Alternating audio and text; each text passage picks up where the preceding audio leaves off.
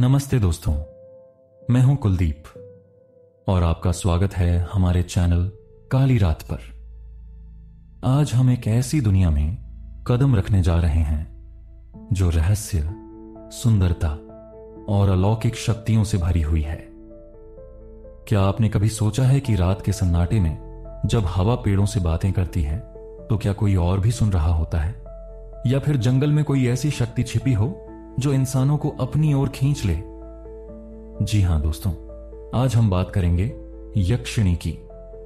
तो तैयार हो जाओ, क्योंकि यह वीडियो इतना जबरदस्त होने वाला है कि आपको कहीं और यक्षिणी के बारे में जानने की जरूरत ही नहीं पड़ेगी। और हां, बीच बीच में मैं आपसे सवाल भी पूछूंगा, तो अपने जवाब कमेंट बॉक्स में जरूर लिखना, ठीक है? चलो शुरू करते हैं। क्या आपने कभी अपने गांव या शहर में यक्षिणी से जुड़ी कोई कहानी सुनी है? कमेंट में बताओ, हमें पढ़ने में बड़ा मजा आएगा। दोस्तों, सबसे पहले तो यह समझ लेते हैं कि यक्षिणी होती क्या है। यक्षिणियां हिंदू, बौद्ध और जैन धर्मों में प्रकृति की आत्माएं मानी जाती हैं। ये कोई देवी नहीं है, न असुर, न गंधर्व और न ही अप्सराएं। इनका एक अलग ही रुतबा है। इनके पुरुष समकक्ष को यक्ष कहते हैं। यक्ष और यक्षिणियां भारत के उन पुराने पवित्र जंगलों से जुड़े हैं जहां प्रकृति की शक्ति आज भी महसूस की जा सकती है। यक्षिणियां अक्सर पेड़ों, खासकर अशोक वृक्ष के साथ जुड़ी होती हैं। ऐसा माना जाता है कि ये पेड़ों की आत्मा है।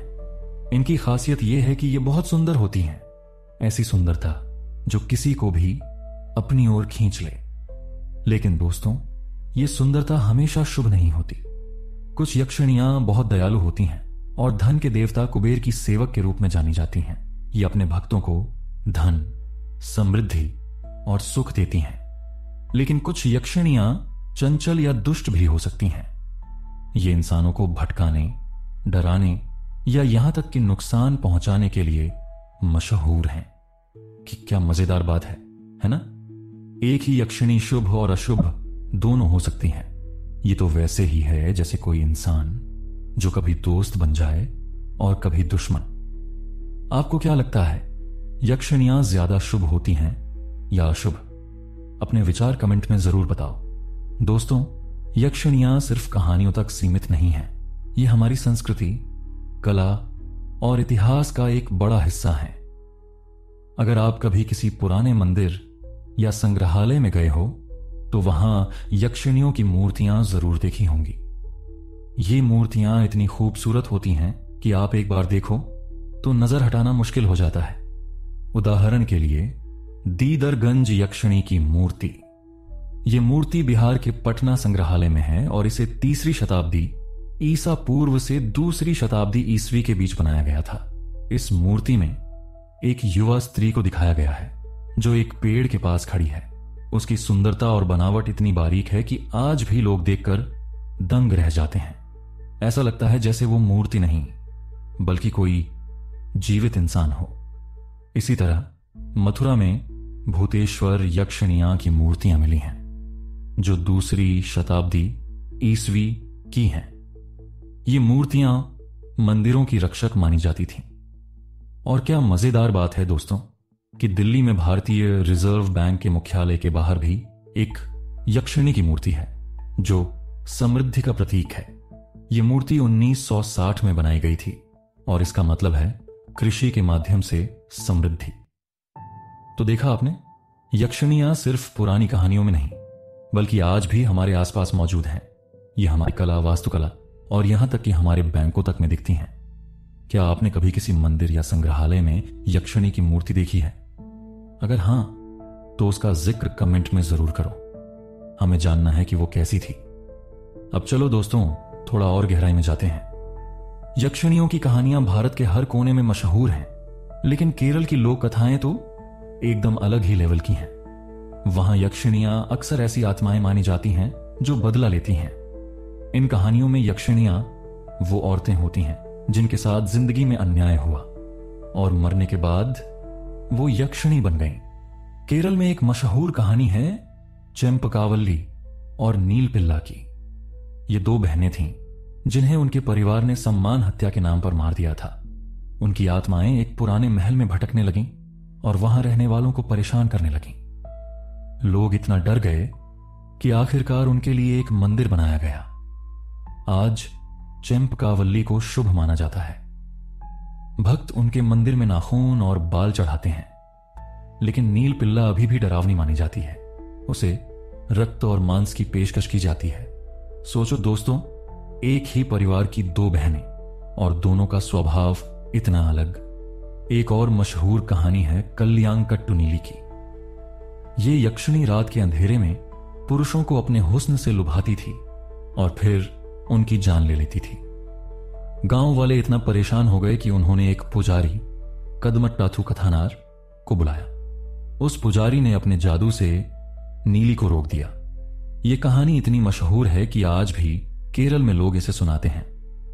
और फिर आती है कंजिरोत्तु यक्षी की कहानी, जिसका असली नाम था चिरुतेवी। चिरुतेवी एक वेश्या थी जिसे धोखे से मार दिया गया।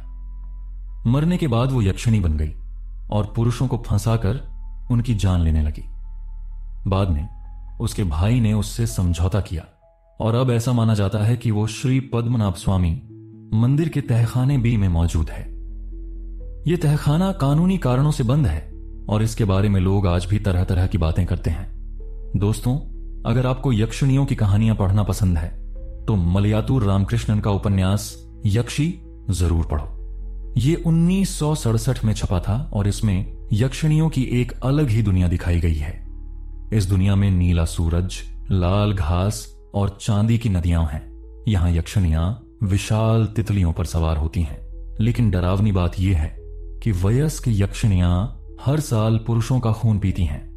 यह उपन्यास इतना रोचक है कि आप इसे एक बार शुरू करोगे तो खत्म करने से पहले नहीं रुक पाओगे। इनमें से कौन सी कहानी आपको सबसे ज्यादा डरावनी या रोचक लगी? कमेंट में जरूर बताओ, हमें इंतजार रहेगा। दोस्तों, यक्षिणियां सिर्फ कहानियों या मूर्तियों तक सीमित नहीं हैं। ये हिंदू, बौद्ध और जैन धर्मों में भी बहुत महत्वपूर्ण है। हर धर्म में इनकी भूमिका अलग है, लेकिन हर जगह ये शक्तिशाली मानी जाती हैं। हिंदू धर्म में यक्षिणियां कुबेर की सेवक मानी जाती हैं। कुबेर, जो धन के देवता हैं, उनके हिमालयी राज्य अलका की रक्षा यक्ष और यक्षिणियां करती हैं। उदमरेश्वर तंत्र नाम की किताब में 36 यक्षिणियों का जिक्र है। इनमें से कुछ के नाम हैं विचित्रा, मालिनी और कामेश्वरी। हर यक्षिणी की अपनी खास शक्ति है। जैसे विचित्रा विचित्र शक्तियां देती है, मालिनी समृद्धि और सौंदर्य की दाता है और कामेश्वरी प्रेम और आकर्षण की देवी है। इन यक्षिणियों को विशेष मंत्रों से बुलाया जाता है। उदाहरण के लिए एक मंत्र है ओम ह्रीं श्रीं नित्य द्रवाय मदा। यक्षिणी का नाम श्रीं ह्रीं। लेकिन दोस्तों, यह मंत्र कोई खेल नहीं है। इन्हें बिना गुरु के आजमाना खतरनाक हो सकता है। बौद्ध धर्म में यक्षिणियां भगवान बुद्ध की रक्षक मानी जाती हैं। ऐसा माना जाता है कि बुद्ध का जन्म लुंबिनी में एक अशोक वृक्ष के नीचे हुआ था और यक्षिणियां वहां मौजूद थीं। बौद्ध साहित्य में 47 यक्षिणियों का जिक्र है। इनमें सबसे मशहूर है हारिति। हारिति पहले एक राक्षसी थी जो बच्चों को खा जाती थी, लेकिन बुद्ध ने उसे सुधार दिया और अब वो बच्चों और गर्भवती महिलाओं की रक्षक मानी जाती है।